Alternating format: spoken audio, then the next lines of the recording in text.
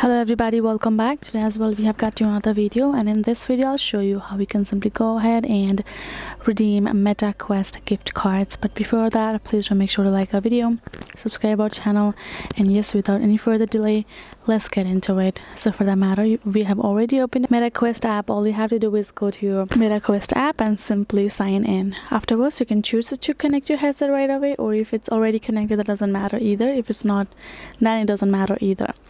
Afterwards, all you have to do is tap on this little menu icon on below right corner of the screen, and now tap on this option of settings on top, which is by the icons. And now here in this section you will be able to find this option of redeem store code below the subscriptions.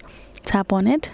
Now you simply got the space where you have to enter the code of yours, access your gift card, enter the code correctly.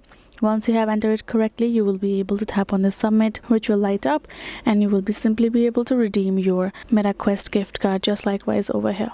So this is simply the way for you to do so. Hope this video was helpful to you all. Thank you so much for watching, and yes, I'll see you guys in our next video.